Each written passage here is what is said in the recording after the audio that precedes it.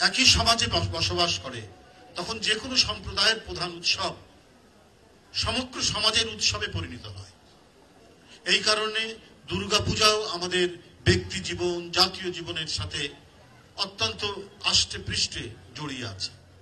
আমরা অপেক্ষা করতাম সেপ্টেম্বর অক্টোবর কবে আসবে, কারণ আমার বাসার সামনে, বাড়ির সামনে বগুড়ায় বিরাট মেলা বসে দুর্গাপূজাকে কেন্দ্র করে, মালতীনগর, একবারে শহরের মাঝখানে এখনো বড় মেলা বসে, এবং সেই মেলায় নানা ধরনের মিষ্টান্ন, নানা ধরনের ব্যবহৃত জিনিস, ছোটদের পিস্তল থেকে শুরু করে, বেলুন থেকে শুরু করে, এই যে এগুলো দেখা এবং কেনার যে আনন্দ, সেই আনন্দের অপেক্ষা থাকতো আমাদের বছর জুড়ে। বছর জুড়ে আমরা অপেক্ষা করতাম যে কবে দুর্গাপূজা আসবে। তার মানে উৎসব কখনো বিভাজন করে না, উৎসব কখনো বিচ্ছেদ করে না, উৎসব কখনো কোনোভাবেই বিভেদ তৈরি করে না। উৎসব মানুষে মানুষে অদ্ভুত যোগ করে, অদ্ভুত মিলনের বার্তা শোনায়, পারস্পরিক ভ্রাতৃত্বের এক অসাধারণ শুভেচ্ছার জায়গায় নিয়ে যায়। আজকে নানাভাবে আমি আর অপর্ণা কথা বলছিলাম, নানা দিক থেকেই এই যে বাংলাদেশের হাজার বছরের যে ঐতিহ্য, আমরা পরস্পরের মধ্যে আমাদের আনন্দ, দুঃখ, বেদনা আমরা ভাগ করে নেই। আমাদের উৎসবগুলোতে আমরা এক অপরের সম্প্রদায়কে আমন্ত্রণ জানাই।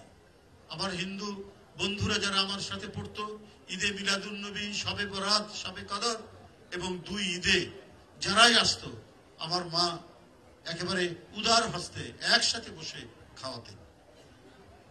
এই যে সম্প্রীতির এক উজ্জ্বল দৃষ্টান্ত, এটা বাংলাদেশ ছাড়া আর কোথাও পাওয়া যাবে না। আমি মার্কিন যুক্তরাষ্ট্র দেখেছি, যার যার উৎসব তারা নীরবে নিভৃতে নিজের মতো করে করে, কাউকে উপেক্ষা করে না। কেউ যদি হাজির হয়ে যায় তাকে উপেক্ষা করে না, কিন্তু তেমন একটা আমি ইন্টারাকশন দেখিনি, মিথস্ক্রিয়া দেখিনি। এটাই বাংলাদেশ, যেখানে যে যার উৎসবে যেই সম্প্রদায়ের লোক হোক না কেন, একসাথে আমরা বসি। কারণ আমাদের জাতিসত্তা তো এক। আমরা বাংলায় কথা বলি, আমাদের নিত্যদিনের অন্যান্য যে সাংস্কৃতিক অনুষ্ঠানগুলো সব এক। আমরা নজরুল গীতি গাই, আমরা রবীন্দ্রসঙ্গীত গাই, আমরা লালন গীতি গাই একসাথে। এইখানে তো কে হিন্দু, কে মুসলমান, এটার তো কোনো বিভেদ নেই। আমাদের এখানে যারা লোক দর্শনের মানুষ যারা ছিলেন, এই সমস্ত লালন শাস্ত্র বড় বড় মানুষরা, তারা সেই জীবনের গানই গেয়েছেন, তারা সেই সম্প্রীতির গানই গেয়েছেন, তারা মানুষে মানুষে মিলনের কথাই বলেছেন। তো আমাদের মানে লোকজ সংস্কৃতির যে ভিত্তি, সেটা তো হচ্ছে মিলনের, শুভেচ্ছা, ভালোবাসার, ভ্রাতৃত্বে। সেখান থেকে তো আমরা বিযুক্ত নই। আমরা নতুন 15-20 বছর ধরে শুনছি বিভেদ বিভাজনের কথা, বাংলাদেশে এই হয় সেই হয়। কই তো আমরা শুনিনি তো। এখানে যারা আছে আমরা একসাথে কত আন্দোলন সংগ্রাম একসাথে করছি রাজনীতিতে। আমি যে হাজতের মধ্যে আছি, আমার পাশেই হয়তো মিল্টন বৈদ্য আছে, আমার পাশে হয়তো অমরেন্দ্র দাস অপু আছে, আরো সঞ্জয় ছিল। সঞ্জয় তখন তার চাকরি নেই, আমার কাছে খবর পাঠানো, তার কাছে মানে ভিতরে সে ইয়ে করতে পারছে না, কোনো কিছু কিনতেও পারছে না, একেবারে খুব খারাপ অবস্থায় আছে। আমি তখন বাইরে, আমরা গোপনে তখন মিছিল টিছিল করে বেড়াচ্ছি। এইভাবে আমাদের দিন কেটেছে। আমি কিছু তার জন্য কারাগারে পাঠানোর ব্যবস্থা করলাম, ওই কঠিন অবস্থার মধ্যে যে কোনো সময় ধরা পড়বো। তো এটা কি কোনো সাম্প্রদায়িক বিভাজনের চিন্তা থেকে জিনিসটা হয়েছে? বা কখনোই হয়নি। এটা শেখ হাসিনা রাজনৈতিক কারণে কাজে লাগিয়েছেন, কিন্তু আমাদের যে সম্প্রীতির শিকড় এত গভীরে, মাটির এত নিচে, এটাকে সহজে উপড়ে ফেলা যাবে না। এটা সহজে উপড়ে ফেলা যায়নি। একটি দেশকে খুশি করার জন্য শেখ হাসিনা প্রতিনিয়ত দেশের বিরোধী শক্তির বিরুদ্ধে এটা কাজে লাগিয়েছেন, কিন্তু উনি এটাকে প্রতিষ্ঠিত করতে পারেননি। এখানে যেমন 5 ওয়াক্ত নামাজে আযানের ধ্বনি হয়, এখানে তেমনি হিন্দুর বাড়িতে বাড়িতে তাদের বিভিন্ন সভা জলসার মধ্যে রামায়ণই শোনা যায়, এটাই তো হচ্ছে ঐতিহ্যের একটা উজ্জ্বলতম অংশ। আমরা সেই ঐতিহ্যের ধারক বাহক। এইখানে নানা চক্রান্ত করে, নানা ধরনের বাহির থেকে নানা কথাবার্তা বলে বহু ষড়যন্ত্র করা হচ্ছে, চক্রান্ত করা হচ্ছে। কিন্তু এখানে আমরা সবাই একসাথে এক যোগে আমরা কাজ করছি বলে আজকে ব্যর্থ হচ্ছে চক্রান্তকারীরা। নানা মদত আসে নানা দিক থেকে। আমি আপনাদের সামনে নাম মানে খুলেই নাই বললাম, মদত আসে। কিন্তু আমাদের দেশে যারা দেশপ্রেমিক হিন্দু সম্প্রদায়ের মানুষ, তারা অটুট অবস্থান নিয়ে আজকে দেখুন যে ষষ্ঠীতে এত লোকের সমাগম। আজকে এখানে অপর্ণা, তারপরে অপু, এরা সবাই বলেছে যে এর আগে কখনো হয়নি।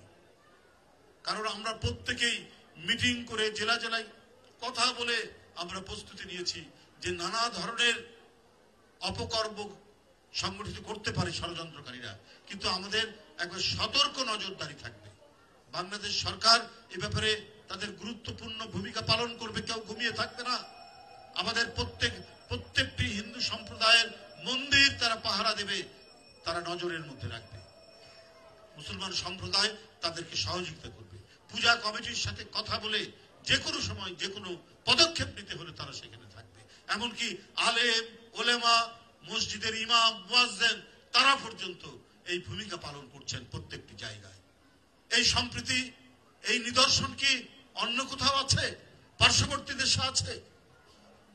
কিন্তু সেখান থেকে নানা ধরনের উস্কানিমূলক কথাবার্তা বলার চেষ্টা করা হয়।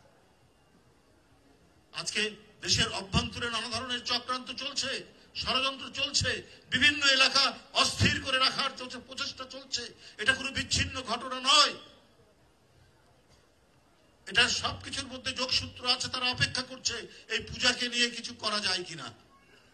কিন্তু তারা যখন দেখছে যে অদ্ভুত এক ঐক্যের মধ্যে এখানে সমস্ত সম্প্রদায় বাস করে, এখানে তো ফাটল ধরানো যাচ্ছে না, তাই তারা একটার পর একটা অন্য ইস্যু নিয়ে অন্য কোন ধরনের বয়ান তৈরি করে সমাজের মধ্যে অস্থিতিশীলতা তৈরির প্রচেষ্টায় লিপ্ত আছে তারা। আপনি খবরের কাগজ খুলে দেখুন প্রত্যেক দিন কি ধরনের ঘটনাগুলো বিভিন্ন জায়গায় ঘটছে। আমি আগেই বলেছি, বিচ্ছিন্ন কোনো ঘটনা নয়। কথা বলছেন অনেকেই, অনেক মদত যে আসছে তো ঠিক, তবে আমি বলে রাখি, আমরা এখানে এই যে এখানে এক টেবিলে বসে আছি হিন্দু মুসলমান সব সম্প্রদায়, আমাদের সামনে বসে আছে সমস্ত মুসলমান এবং হিন্দু সম্প্রদায়ের সবচাইতে অসংখ্য মানুষ এই পূজা উপলক্ষে এই দীর্ঘকালের সুপ্রাচীন এই মন্দিরের তারা এসেছেন উৎসব পালন করার জন্য, দেখার জন্য। আমরা প্রত্যেকেই আমাদের 1 ইঞ্চি জমির উপর যদি কেউ সেন দৃষ্টি দেয়, আমরা তার চোখ ফুটা করে দেব। এটাই হচ্ছে আমাদের ঐক্যের অঙ্গীকার। আজকের এই উৎসবের দিনের এটাই হচ্ছে আমাদের ওয়াদা যে আমরা এই দেশকে ভালোবাসি, আমরা একই খাবার খাই, আমরা একই ধরনের পোশাক পরি, আমরা ঈদে যেমন পায়জামা পাঞ্জাবি পরি, ঠিক হিন্দু সম্প্রদায়ের পুরুষ মানুষরাও পায়জামা পাঞ্জাবি পরে বিভিন্ন মন্দির পরিদর্শন করছেন, মেয়েরা শাড়ি পরছেন, উৎসব করছেন। এই উৎসবের অধিকাংশ সংস্কৃতি তো এক। আমার মা খালা বোন, ঠিক তাদেরও মা মাসি বোন ভাবি যেভাবে রান্না করেন, একই রান্না, একই আমাদের টেস্ট, একই স্বাদ। তো আমরা তো একই জাতিসত্তার অংশ। কিন্তু কোনোভাবেই যেন এইটা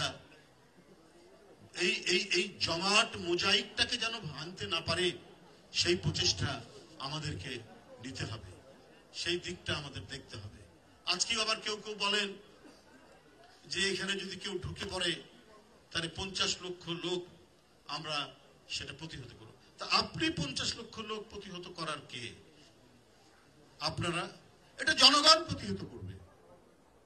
যদি কারো ইচ্ছা থাকে কোনো ধরনের আগ্রাসন চালানো, আমরা তো শুনিনি যে কোন দেশ বাংলাদেশে আগ্রাসন চালানো। হঠাৎ করে কথা বললেন কেন? আবার আপনারাই 5ই আগস্টে বলেছেন যে আমরা ভালো সম্পর্ক গড়ে তুলবো পার্শ্ববর্তী দেশের সাথে, তত আওয়ামী লীগকে মাফ করে দেবেন, ক্ষমা করে দেবেন। আজকে আবার বলছেন 50 লক্ষ লোক আপনাদের নিয়ে আপনারা নামবেন। এটা ভাই আপনারা তো আমার মনে হয় যে সব সময়ের জন্য আপনাদের কথা এবং কাজের মধ্যে মিল নেই, একেবারে কথা এবং কাজের মধ্যে মিল নেই। কখন কি বলছেন, মানে ক্ষমতায় যাওয়ার জন্য মানসিক ভারসাম্য হারিয়ে ফেলেছে সেই ইসলামী দলটি, একেবারে ভারসাম্য হারিয়ে ফেলেছে। উনারা আগে লিখতেন জামাতে ইসলামী বাংলাদেশ, আগে জামাতে ইসলাম তারপরে বাংলাদেশ। তো আমার বক্তব্য হলো কেন এটা লিখতেন? তার মানে জামাতে ইসলাম বাংলাদেশের কোন স্বাধীন রাজনৈতিক দল নয়, এটা একটা শাখা। আমরা যেমন লিখি জাতীয়তাবাদী দল কুষ্টিয়া জেলা শাখা, ব্র্যাকেটে লিখি। তো ওরা যে পাশে বাংলাদেশ রাখে, তার মানে তাদের আরো শাখা আছে। এটা একটা শাখা, এটা একটা শাখা। যখন 111 সরকার ধমক দিল, ইয়ে দিল, তখন তারা পরিবর্তন করলো, তখন লিখেন বাংলাদেশ জামাত ইসলামী। এই যে রূপ পরিবর্তন, এই রূপ পরিবর্তন কিন্তু মানে মানুষ ভালো মতো নেয় না। তারপর ওনাদের লোগো, তাদের পতাকার লোগো 2016 সালে পরিবর্তন করেছেন, আবার এখন এই 2-1 দিনের মধ্যে আবার পরিবর্তন করছে। আমাদের পতাকা শহীদ রাষ্ট্রপতি জিয়াউর রহমান দলীয় পতাকা যা করে গেছেন এখনো তাই আছে, আমাদের দলের নাম তাই আছে। কারণ আমাদের ঠিকানা, আমাদের বসবাস, আমাদের বেঁচে থাকা, আমাদের জীবন দর্শন হচ্ছে বাংলাদেশ, বাংলাদেশের মাটি, বাতাস, এর নদী, বায়ু, সবকিছু। আমরা মাঝে মাঝে কখনোই ভোল পাল্টাই না। তাই সেই দলের সাধারণ সম্পাদক মহাসচিব যে কথাটি বলেছেন জামাতে ইসলামের যে 50 লক্ষ, এটা আমার কাছে কেন জানি মনে হয়েছে এক ধরনের প্রতারণাপূর্ণ কথাবার্তা। যাই হোক, আজকে এই উৎসবের দিনে আমি খুব একটা রাজনৈতিক বক্তব্য রাখতে চাই না। আমি সেই বার্তাটাই দিতে চাই যে আমাদের দলের ভারপ্রাপ্ত চেয়ারম্যান প্রথম দিন থেকে, অর্থাৎ আপনাদের পূজার প্রাথমিক যে আনুষঙ্গিক কাজগুলো শুরু হয় তখন থেকেই বলে আসছেন যে সবাইকে সতর্ক থাকতে, এই উৎসবে নানা ধরনের অপকর্ম করার কেউ সুযোগ থাকবে। ভারপ্রাপ্ত চেয়ারম্যানের সেই নির্দেশ অনুযায়ী আমরা সারা বাংলাদেশে আমাদের দলকে বলেছি, আপনারা সবসময় প্রতিটা মন্দিরের পূজা কমিটির সাথে যোগাযোগ রেখে আপনারা সতর্ক দৃষ্টি রাখবেন। প্রত্যেকে অতন্দ্র প্রহরীর মতো, নির্ঘুম মানুষের মতো আপনারা থেকে প্রত্যেকটি মন্দির তার নিরাপত্তা বিধানে আপনারা সচেষ্ট থাকবেন। আর সরকার যতটুকু করার তারা তো করবেই, আমি নিঃসন্দেহে মনে করি তারা সেই ব্যাপারে যথেষ্ট উদ্যোগী তারা রয়েছে। আমি শুধু বিএনপির কথাটাই বলি, ভারপ্রাপ্ত চেয়ারম্যান বারবার নির্দেশনা দিয়েছেন, তিনি শুভেচ্ছা দিয়েছেন প্রথমেই, তিনি পরবর্তীতে আরো তিনি শুভেচ্ছা দিয়েছেন এই দুর্গাপূজা উপলক্ষে। আমি আপনাদের প্রত্যেকেরই মঙ্গল কামনা করছি। আপনাদের দুর্গাপূজা প্রায় 33,500-র মতো পূজা মণ্ডপ সারা দেশে, প্রত্যেকটি পূজা মণ্ডপে যেন শান্তির সাথে উৎসব পালন করতে পারে